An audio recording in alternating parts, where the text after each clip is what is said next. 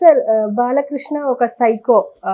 ఆయన అభిమానుల్ని గాని, ఎవరైనా సెల్ఫీ కోసం వచ్చిన వాళ్ళని కొడితే మీరు తిరిగి కొట్టండి అని చెప్పేసి కేఎస్ రవికుమార్ దర్శకుడు అన్నారు. అసలు ఏ కాంటెక్స్ట్ లో అని ఉండొచ్చు? అంటే ఆల్రెడీ ఇంతకు ముందు కూడా అలాగే అన్నారు, ఇప్పుడు కూడా మళ్ళీ అదే అంటున్నారు, ఎందుకు? ఇంతకు ముందు కూడా ఆయన ఒక సభలో మాట్లాడుతూ కాంటెక్స్ట్ లో అంటే కొంతమంది హీరోలు అభిమానులతో ఎలా బిహేవ్ చేస్తుంటారని చెప్తూ, బాలకృష్ణని నేను ఆయనతో సినిమాలు చేశాను, ఆయన సెట్లో చాలా ఘోరంగా ఉంటుంది ఆయన ప్రవర్తన, ఆయనకి నచ్చకపోతే ఎవరినంటే కొట్టేస్తాడు, నా అసిస్టెంట్ డైరెక్టర్ని కూడా కొట్టబోతే నేను ఆపాను ఆయన్ని చూసి ఎవరైనా నవ్వినా ఆయనకి కోపం వస్తుంది, కొట్టేస్తారు అని అప్పట్లో మాట్లాడాడు. అప్పుడు మనం కూడా దాని మీద వీడియో చేసాం, అప్పుడు కూడా వైరల్ అయింది. అయితే ఇప్పుడు మళ్ళీ నిన్న ఒక దగ్గర మాట్లాడుతూ ఆయన బాలకృష్ణ గురించి మళ్ళీ తీవ్రమైన వ్యాఖ్యలు చేశాడు. అది ఏ స్థాయిలో అంటే, బాలకృష్ణ ఒక సైకో, అతనికి ఒక ఉన్మాదిలాగా మారిపోయి కొడతాడు, అతను అభిమానులను కొడతాడు. నేను ప్రత్యక్షంగా చూశాను. నేను కే విశ్వనాథ్ దగ్గర అసిస్టెంట్కి పనిచేసినప్పుడు సాగర సంఘం 1983లో సాగర సంఘం వచ్చిన తర్వాత ఎన్టీఆర్ విశ్వనాథ్ని స్వయంగా అడిగాడు, మా అబ్బాయితో ఒక సినిమా చేయండి అని. సో ఆయన అప్పుడు జనని జన్మభూమి చేశాడు. అప్పుడు నేను అసిస్టెంట్ డైరెక్టర్గా ఉన్నాను. మా ఏజ్ గ్రూపే కాబట్టి మాతంతా సరదాగా ఉండేవాడు అందరితో. అయితే ఒకరోజు ఆయన్ని చూడడానికి కొంతమంది అభిమానులు వచ్చారు. ఆ అభిమానులు వరుసగా ఆయనతో కలుస్తూ ఉన్నప్పుడు ఫోటోలు దిగుతూ ఉన్నారు. ఆ టైంలో ఒక అభిమాని అనుకోకుండా అభిమాని చెయ్యి ఆయన భుజం మీద పడింది. వెంటనే అతన్ని భయంకరంగా కొట్టాడు, చితక్ కొట్టాడు, మామూలు కాదు. అతన్ని ఎత్తుపోవాల్సి వచ్చింది, ఆ స్టైల్లో కొట్టాడు. సో ఇతను నాకు అది చూసి నేను షాక్ అయ్యాను, అతన్ని దూరం అయిపోయాను అప్పటి నుంచి నేను. ఎందుకంటే ఇంత ఘోరంగా మనుషులు ప్రవర్తిస్తారా అంటే, సైకో అంటే నేనేదో వేరే అర్థంలో కాదు, ఒక చిన్నపిల్లవాడి మనస్తత్వం అనే అర్థంలో వాడుతున్నాను. కానీ అది ఒక్కొక్కసారి ఉన్మాదంగా మారిపోతుంది. అది రేపొద్దున తిరిగి వాళ్ళు కొడితే ఏం చేస్తాడు ఇతను అని ఇండైరెక్ట్గా కొట్టండి అన్నట్టుగా మాట్లాడాడు అనమాట. ఆయన డైరెక్ట్గా బాలకృష్ణ కొడితే మీరు రివర్స్ కొట్టండి అని పిలిపేమి ఇవ్వలేదు, కానీ కొడితే ఏం చేస్తారంటే ఇండైరెక్ట్గా కొట్టమనే కదా అని చాలా పత్రికలు వ్యాఖ్యానిస్తున్నాయి. అంటే ఇది బాలకృష్ణ మీద ఆయన ఎవరో చెప్పాల్సిన అవసరం లేదు, మనందరికీ తెలుసు అతను కొడతాడనే విషయం తెలుసు. ముఖ్యంగా కాల్పుల సంఘటన తర్వాత బాలకృష్ణ అంటే భయం కూడా జనాల్లో పెరిగింది. ఇతను ఎందుకంటే కాల్పుల తర్వాత ఇతనే సర్టిఫికేట్ కూడా తీసుకున్నాడు, బాలకృష్ణకి మైండ్ బాగాలేదని. ఆ క్లాజ్ కిందనే ఆ కేసులోంచి బయటపడ్డారు. సో అట్లాంటప్పుడు సర్టిఫికేట్లోనే ఉంది కదా అని పోసాని కృష్ణమురళి లాంటి వాళ్ళు కూడా అప్పుడప్పుడు అంటుంటారు, ఇతను మెంటలు, బాలకృష్ణకి ఆల్రెడీ సర్టిఫికేటే ఉంది, మేము చెప్పేది ఏంది, అతను కోర్టుకే పెట్టాడు కదా సర్టిఫికేట్ అని. అదంతా కూడా ఆ రోజు మేనేజ్ చేశారు. దానికి రాజశేఖర రెడ్డి కూడా, అప్పుడున్న రాజశేఖర రెడ్డి హెల్ప్ చేశాడు. ఈమె మన పురంధరేశ్వరి కూడా రాజశేఖర రెడ్డితో మాట్లాడి హెల్ప్ చేసిందని చెబుతారు. సరే, ఆ సంఘటన తర్వాత కూడా బాలకృష్ణలో ఏ రకమైన మార్పు రాలేదు. అభిమానులు రీసెంట్గా కూడా కదిరి మీటింగ్లో దాని ఏమంటారు, హెలికాప్టర్ దగ్గర నుంచి దిగి వస్తుంటే ఎవరు పరిగెత్తుకొని వెళ్ళి సెల్ఫీ తీయాలనుకుంటే అతన్ని కొట్టాడు లాగి. ఆ వీడియోస్ ఉన్నాయి. పైగా ఇంతకుముందన్నా వీడియోస్ ఉండేవి కాదు, ఇప్పుడు వీడియోస్ ఉన్నాయి, కెమెరాలు ఉన్నాయి, అయినా కూడా అతను కొడుతున్నాడంటే నేను కొడితే ఎవడేమి నన్ను ఏం చేసుకుంటాడు అనే ఒక అహంకారం తప్ప వేరేది కాదు. అయితే ఇది సినిమా ఫీల్డ్లో చాలా కామన్. బాలకృష్ణ ఒకడే కాదు, మోహన్ బాబు చాలాసార్లు కొట్టిన సందర్భాలు ఉన్నాయి. డైరెక్టర్లను కూడా తిప్పించి కొట్టినాడు, హీరోయిన్లని లేటుగా వస్తే కొట్టున్నాడు. పైగా అదంతా గర్వంగా కూడా ఆయన చెప్పుకున్న సందర్భాలు ఉన్నాయి. అట్లాగే ఇతను నచ్చకపోతే వేరేవాడు కొడితే అప్పుడేం చేస్తాడు. అట్లాగే తేజ హీరోయిన్లను కొట్టడం, అడిగితే ఎమోషన్ కోసం కొడుతున్నానని చెప్పడం.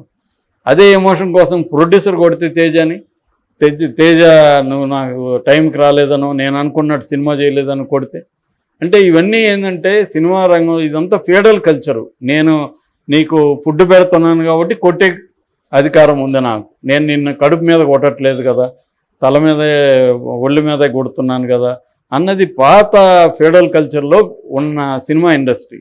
ఇవాళ అట్లా కొడితే మాత్రం వీళ్ళు అభిమానులు అంటే పడుంటారు. కొంతమంది అభిమానులు ఆయన నన్ను తాకాడు అదే గొప్ప అనుకునే బ్యాచ్ కూడా ఉంటారు.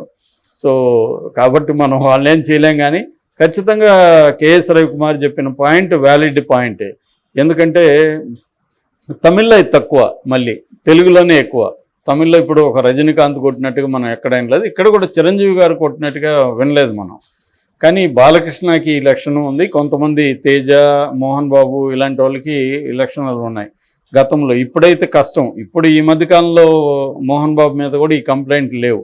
కానీ బండబూతులు తిట్టే కల్చర్ ఇప్పటికీ ఉంది, చెప్పులు వేయించుకునే కల్చర్ ఉంది, చెప్పులు మోసుకొని వచ్చే కల్చర్ ఉంది. ఆ వీడియోస్ కూడా బాలకృష్ణకి సంబంధించి, బాలకృష్ణ చెప్పులు వేయడం, వాడు సరిగా వేయలేదని కొట్టడం, ఇట్లాంటివంతా కూడా చాలా చూస్తాం. ఇది సినిమా ఇండస్ట్రీలో ఈ కల్చర్ ఉంది. అంటే ఇప్పటికి కూడా గొడుగులు పట్టే వాళ్ళని చూస్తుంటాం. దానికి కారణం ఎండ అని ఒక ఇది ఉంటుంది. ఏదేమైనా చాలామంది చూశారు. నేను పర్సనల్గా రాఘవేంద్రరావు దగ్గర పనిచేసినప్పుడు ప్రకాష్ రాజ్ బిహేవియర్ చూశాను. అంటే కో డైరెక్ట్ని తిట్లన్నీ తిట్టాడు అతను. ఎందుకు తిట్టాడు? ఇతను వెళ్ళి సార్ షార్ట్ రెడీ సార్ అని పిలిచిన దానికి ఇంక వేరే కారణం ఏం లేదు. అంటే పిలుస్తూ ఉంటే కూడా ఇతను ఆ కన్ను కూడా తిప్పకుండా అతను సొల్లు కబుర్లు ఎవడుతోని చెప్పుకుంటున్నాడు. అక్కడ 500 మంది ఎండలో నిలబడి షార్ట్కి రెడీగా ఉన్నారు. రాఘవేంద్రరావు ఏమో హడావిడిగా కో డైరెక్ట్ని వెళ్ళి ప్రకాష్ రాజుని పిలువంటే ఆ అబ్బాయి వచ్చి పిలిచాడు. పిలిస్తే కనీసం 2 మినిట్స్లో వస్తానన్నా చెప్పాలి, కనీసం చూడట్లేదు. ఈ అబ్బాయికి టెన్షన్ వస్తుంది. రెండోసారి పిలిచాడు, మూడోసారి పిలిచాడు. 3 సార్లు పిలిచినాక ఈ కొడుకు నన్ను ఎన్నిసార్లు పిలుస్తాడని అంటున్నాడు. అదే నన్ను నుండి ఖచ్చితంగా షర్ట్ పట్టుకొని 4 పీకు ఉండేవాడిని, ఏమైతే అది అవుతుంది. కానీ ఆ అబ్బాయి పాపం ఎప్పటి నుంచో ఇండస్ట్రీలో ఉండి ఇట్లాంటి వాటికి అంత అలవాటు అయిపోయి పాపం సైలెంట్ అయిపోయాడు. అట్లాగే కెమెరా అసిస్టెంట్లను తిట్టిన సందర్భాలు ఉన్నాయి, ఊరికేనే అనవసరంగా వాళ్ళ ఏమీ లేకుండా. ఇదే ప్రకాష్ రాజ్ ఇప్పుడేమో అతని నీతులు చాలా చెప్తుంటాడు. ఇతని నీతులు చెప్పినప్పుడు అంతా నాకు ఆ సీన్లే గుర్తుకొస్తుంటాయి. అతని దగ్గర 7 మంది ఉండేవాళ్ళు. అది అంతా కూడా ప్రొడ్యూసర్ మీద పడేది బడ్జెట్. అట్లాగే భరించారు కొంతకాలం ప్రొడ్యూసర్లు అంతా కూడా అతన్ని. ఆ తర్వాత వేరే విలన్స్ రావడంతో అతని హవాన పోయింది. సో వీళ్ళందరూ ఇప్పుడు నీతులు చెప్తుంటారు. అంటే ఎప్పుడైనా కూడా ఒక వ్యక్తి మనతో ఎలా బిహేవ్ చేస్తున్నాడని కాకుండా మనకంటే కింది స్థాయి వాళ్ళతో ఎలా బిహేవ్ చేస్తున్నాడు అనే దగ్గరే వాళ్ళ క్యారెక్టర్ బయటకు వస్తుంది. వాళ్ళతో ఎలా బిహేవ్ చేస్తున్నారు, నిజానికి పనిలో సరిగా లేనప్పుడు వాళ్ళని మందలించవచ్చు, లేదా పని సరిగా చేయమని చెప్పడం ఓకే, అంతవరకు ఓకే.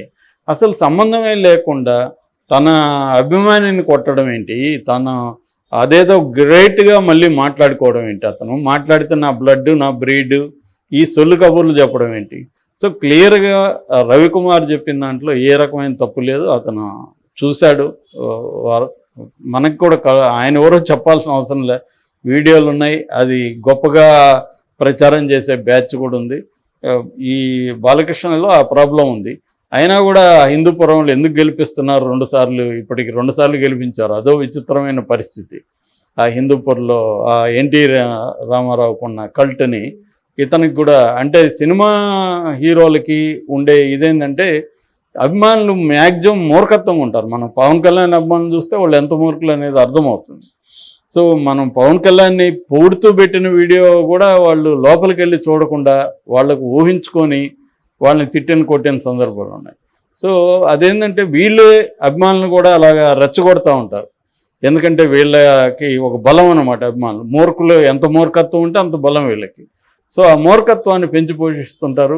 కొంతమంది మాత్రం, కమల్ హాసన్ లాంటి వాళ్ళు మాత్రమే ఇండియాలో అభిమానుల్ని అలాగా ఉంచకుండా అభిమానులకు అందరికీ కూడా ఎన్జిఓ టాస్క్ ఇచ్చి, మీరు నా కోసం ఒక పొలమాలో నా కోసం కొనకండి, ఆ డబ్బులతో ప్రజలకు ఏమైనా చేయండి అని చెప్పి పవన్ కళ్యాణ్ మన కమల్ హాసన్ లాంటి వాళ్ళు చేస్తున్నారు.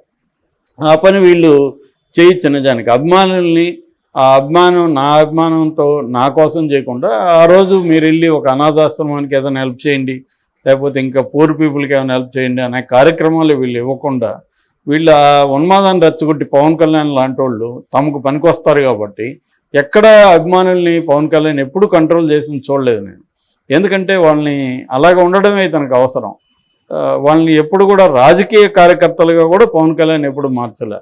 సో ఇది అభిమానుల పట్ల హీరోలకు ఉన్న ఇది. అయినా కూడా అభిమానులకు బుద్ధి రాదు, వాళ్ళు అలా దెబ్బలు తింటూ ఉంటారు. ఈ నేచరే వీళ్ళకుండి అందరి మీద కూడా ఇదే చలాయించడానికి బాలకృష్ణ లాంటి వాళ్ళు ట్రై చేస్తుంటారు.